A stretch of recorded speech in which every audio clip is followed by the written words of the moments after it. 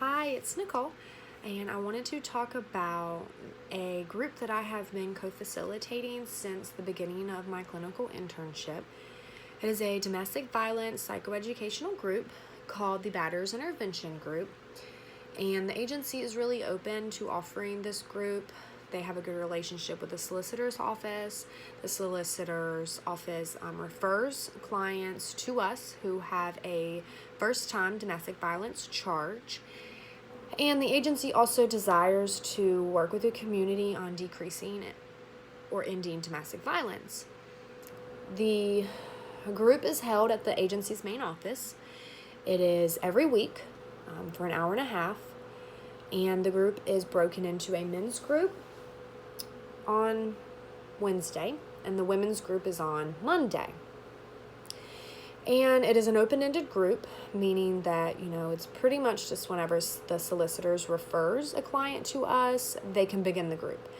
And it's 26 weeks, so each client just has to fulfill the 26 weeks within the group.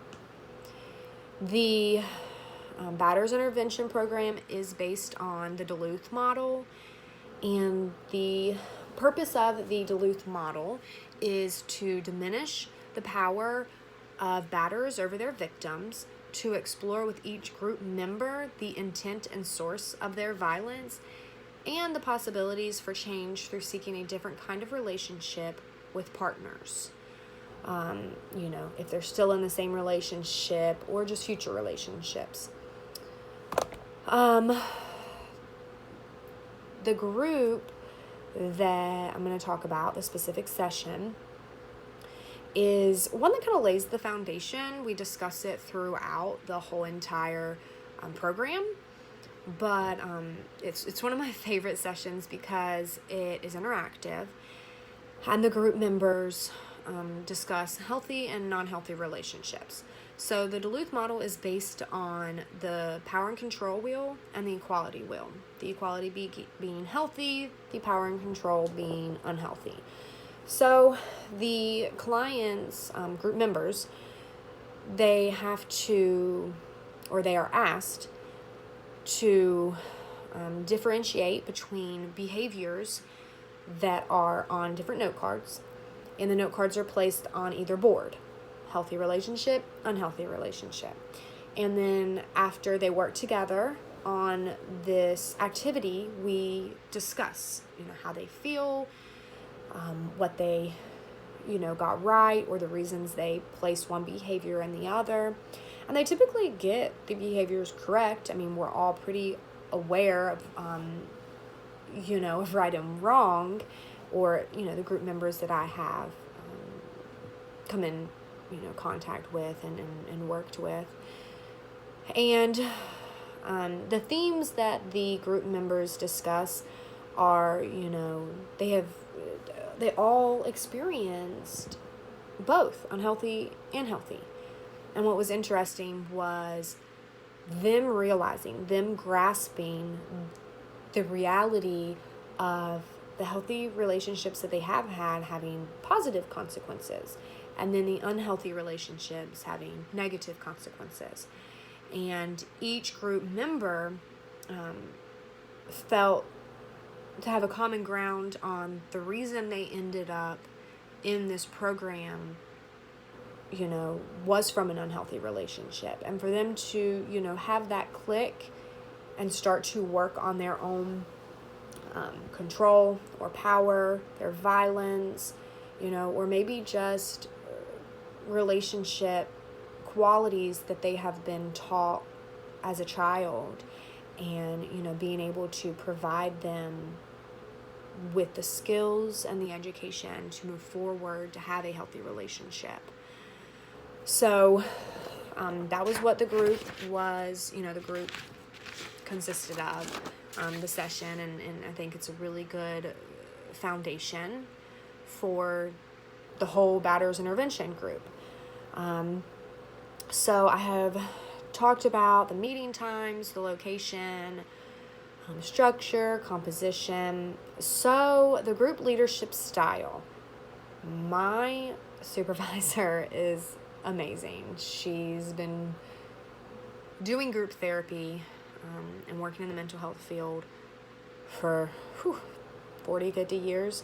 Very experienced, very knowledgeable, and she's really supportive. Even though they come into the program being the perpetrator, she doesn't make them feel that way. And some people have talked about the Duluth model being a shaming model. And my supervisor, her leadership style is to use the evidence-based practice of the Duluth model, but kind of tweak it to the needs of the group members. Some do come in and they have more violence tendencies, and you can see that this is an appropriate program for them. And then some come in and you can see that they may have been the victim in the relationship. And so it's a really supportive group. And my supervisor, who's the facilitator, she really embodies that support and kindness. And it's such a positive environment for people to open up and feel comfortable. And I know I have, and I'm new to group therapy, so it's been wonderful. If I was the main facilitator in the group, sorry, you probably hear my dog. Someone must be at the door.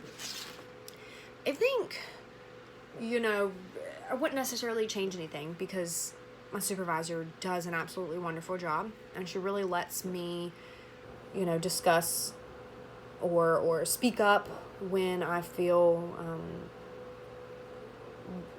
like is a good time for me to discuss, what I'm thinking or what I have to offer the group. So, I wouldn't change too much. I think something that is a big theme in the group has been that South Carolina is really strict.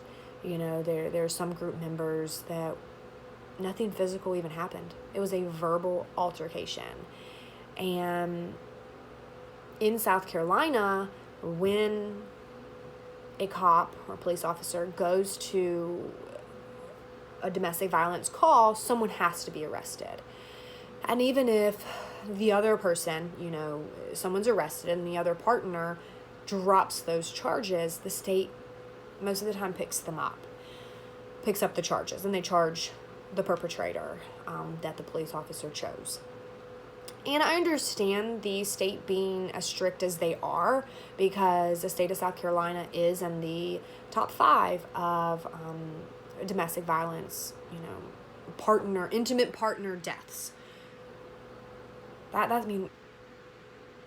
a heavy weight for the state of South Carolina to carry, and they are trying to do any and everything to prevent those deaths, and I understand that.